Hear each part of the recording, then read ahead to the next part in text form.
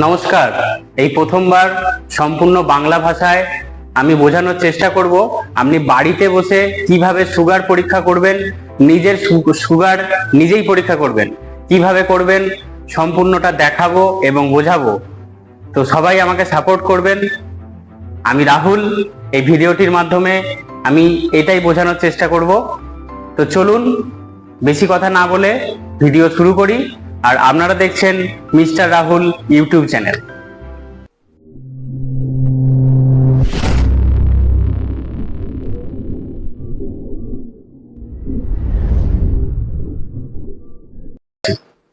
আমার কাছে doctor মরপেনের CBG machine আছে।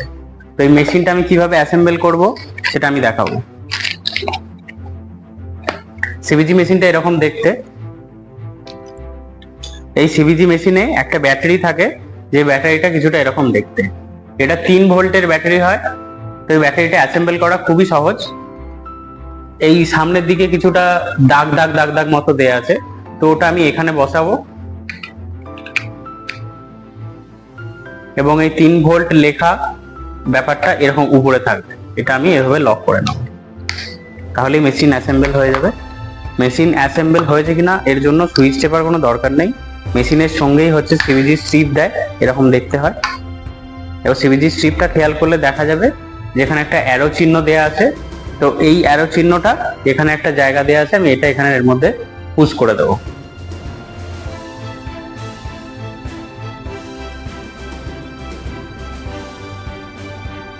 তো পুশ করা হয়ে গেলে একটা শব্দ আসবে এবং একটা ব্লাডের ড্রপস এর চিহ্ন আসবে।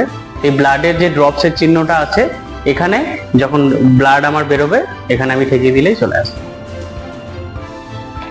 এরপর আমরা দেখব যে এই সিবিজি মেশিনের সঙ্গে একটা পেন দেয়। তো এই পেনটা কি ব্যবহার এবং এই পেনটা দিয়ে কি হয়, খুবই কিন্তু এটা মজার জিনিস। আমরা ছোটবেলা থেকে তো বন্দুক অনেক চালিয়েছি, তো এটাও একটা কিন্তু বন্দুক, সিবিজি বন্দুক। তো এই বন্দুকটা বা এই পেনটা আমি কিভাবে অ্যাসেম্বল করব সেটা আমি দেখে নেব। তো এই পেনটা একটু ভালো করে খেয়াল করলে দেখা যাবে পেনটা কিছুটা এরকম দেখতে। আর এই জায়গাগুলো এই থাম্ব রেস্ট করার জন্য, আঙ্গুল রাখার জন্য একটু চাপা দেয়া আছে। তো আমি এটা এইভাবে ধরে জাস্ট এভাবে ঘোরালেই এখান থেকে এটা খুলে যাবে। এরপর সিবিজি বাক্সের সাথেই ল্যান্ড সেট আছে। তো এই ল্যান্ড সেটটা আমি কিভাবে অ্যাসেম্বল করবো একটু দেখে নিন। এই যে ল্যান্ড সেটটা এরকম দেখতে হয়। এই ল্যান্ড সেটটা অ্যাসেম্বল করার জন্য এখানে একটা ফাঁকা জায়গা দেওয়া আছে। তো এই ফাঁকা জায়গাটায় আমি এটা সিম্পলি এভাবে ঢুকিয়ে দেব, ঢুকে গেল। এরপর এই যে মাথাটা আছে আমি একটু এইভাবে ঘোরাবো, ঘোরালেই খুলে যাবে। তো খেয়াল করলে দেখা যাবে খুবই একটি ফাইন নিডিল এখানে আছে। তো এই নিডিলটি যাতে হাতে প্রিক না হয়ে যায়, খুব সাবধানে আমরা ইউজ করবেন। এরপর এর মাথাটা আমি এইভাবে লাগিয়ে দেব, লাগানো হয়ে গেল। এরপর খেয়াল করলে দেখা যাবে যে এখানে 0 থেকে 5 পর্যন্ত একটা স্কেল করা আছে। তো এই স্কেলটা কি কারণে করা আছে? এই স্কেলটা হচ্ছে যে আমি আমার হাতটা কতটুকু ডেপথ চাই, মানে কতটুকু ডেপথ পর্যন্ত আমি হাতে প্রিক করব সেই জন্য দেয়া আছে। এবার 0 মানে একদম 0, আর 5 মানে যাদের অনেক মোটা হাতের চামড়া আছে, তো তাদের জন্য আমরা 5 করব। তো মিনিমাম আমরা 3 দিয়ে শুরু করি। তো যেহেতু আমার হাতের চামড়া অনেকটা পাতলা, তো আমি হচ্ছে 2 দেব। এবার আরো একটা জিনিস খেয়াল করলে দেখা যাবে যে এখানে একটি অ্যারো চিহ্ন দেওয়া আছে। তো আমরা এই 2 সেট করলাম। তারপরে এই পেনটার মাথাটা এরকম ভাবে আমি টেনে দেবো, টানলাম। আর এই টানার সাথে সাথে দেখা যাবে যে এই সুইচটি উপর দিকে উঠে চলে আসে। তো সুইচটি টিপলে একটা শব্দ হবে, এরকম শব্দ হয়ে যাবে। তো আপনি বুঝতেই পারবেন না যে আপনার হাতে কিভাবে নিডিলটা ফ্রিক হয়ে গেল। তো যাই হোক, আমি এটা দেখে নিচ্ছি। তার একবার আমি এটা টেনে নিলাম। এটা আমি আর একবার অ্যাসেম্বল করে নেবো এখানে।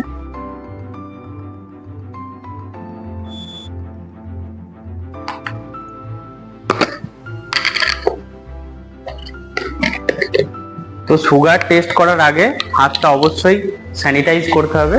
তো আমি 70% অ্যালকোহল নিয়ে একটি তুলোর মধ্যে আমার হাতকে একটু পরিষ্কার করে নেব। সেটা হচ্ছে যে আমার যে এই হাতটা আছে, এই হাতে সবসময় আমি চেষ্টা করব এই যে রিং ফিঙ্গারটা আছে এই রিং ফিঙ্গারে আমি সুগার টেস্ট করার চেষ্টা করব। এরপর এই আমার যে ফিঙ্গার টিপ আছে মানে আঙ্গুলের মাথা আছে, এখানে আমি কখনোই প্রিক করব না, কারণ হচ্ছে যে এই ফিঙ্গারের মাথায় সমস্ত নার্ভের এন্ডিং গুলো থাকে।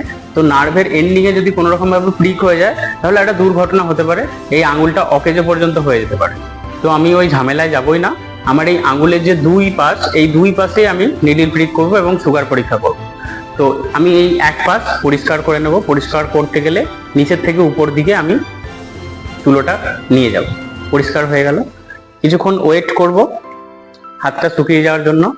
আমার ল্যান্ডসেট গান রেডি আছে, তো আমি এখানে সিম্পলি মুখটা ঠেকিয়ে গানটা টিপে দেবো। দেখা যাবে ব্লাড আসছে। তো আমি ফার্স্ট ব্লাডটা নেব না, ফার্স্ট ব্লাডটা মুছে দেবো। সেকেন্ড ব্লাডটা আমি আবার একবার টিপবো। এখানে আমার কিন্তু দেখাচ্ছে ব্লাড ড্রপস, জাস্ট এইটা এখানে আমি এরকম ঠেকিয়ে দেব।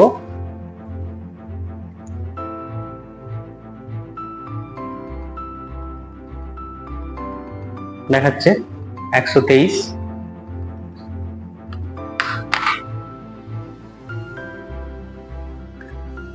আশা করি বুঝতে পারলেন কিভাবে আপনি ঘরে বসে সিবিজি টেস্ট করতে পারবেন।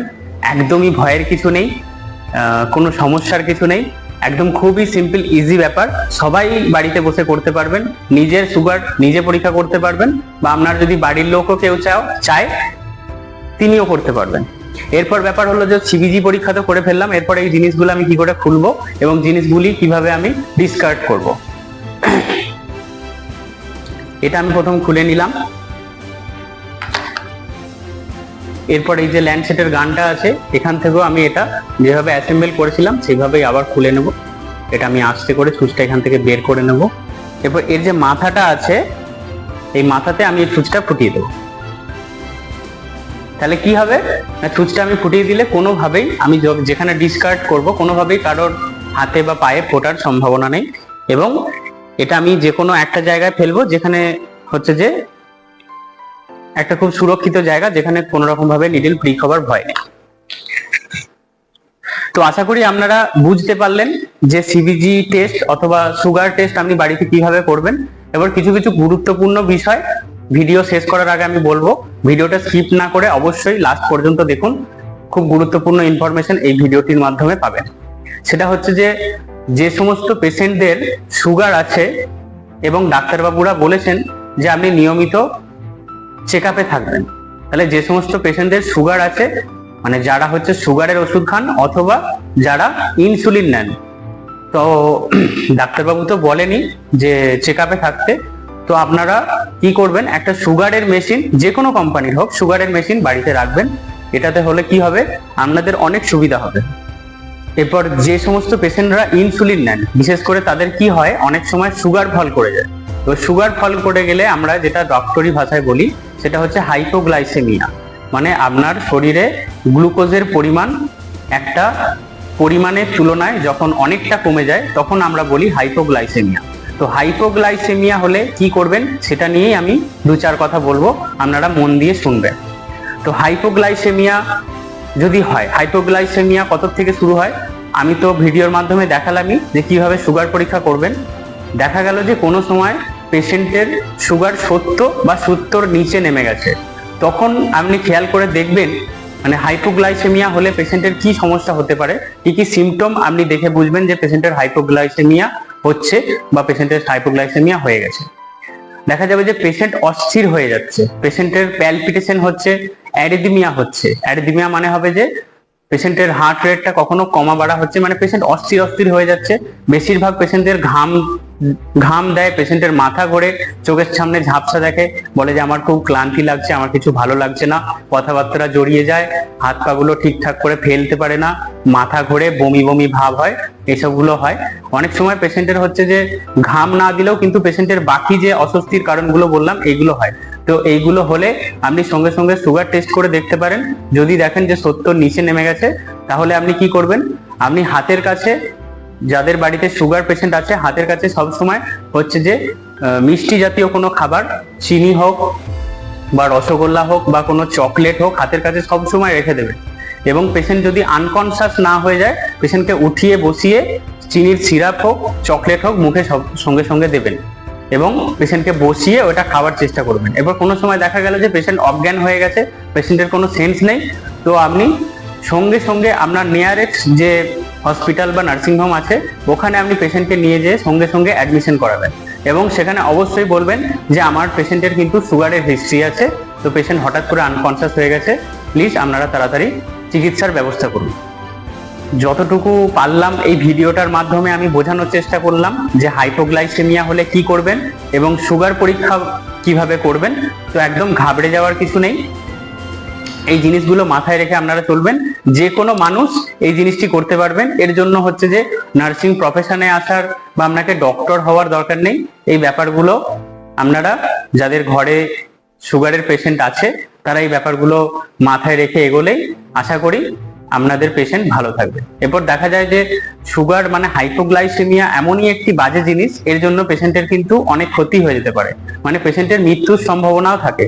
তো আপনারা দেরি না করে নিয়ারেস্ট যে হসপিটাল এবং নার্সিংহোম থাকবে সেখানে পেশেন্টকে ভর্তি করাবেন। তো আমার ভিডিওটি কেমন লাগলো অবশ্যই কমেন্ট বক্সে জানাবেন। যদি ভিডিওটি ভালো লেগে থাকে একটি লাইক করে দেবেন এবং আমার চ্যানেলটি অবশ্যই সাবস্ক্রাইব করবেন আর বন্ধুদের সঙ্গে শেয়ার করবেন। সবাইকে ধন্যবাদ। তো ভিডিওটি শেষ করার আগে একটি ছোট্ট কোশ্চেন, সেটা হচ্ছে যে আমি যে ফার্স্ট ব্লাডটা নিলাম না সিবিজি টেস্ট করার আগে, কেন নিলাম না, কি কারণে সিবিজিতে আমি ফার্স্ট ব্লাডটা নিলাম না, মুছে দিলাম। তো যারা এই কোশ্চেনের অ্যান্সার জানেন তারা হচ্ছে যে আমার কমেন্টে কমেন্ট করবেন, যারা সঠিক উত্তর বলতে পারবেন আমি নেক্সট ভিডিওয় তাদের নামটি নেব, অবশ্যই আপনারা জানাবেন।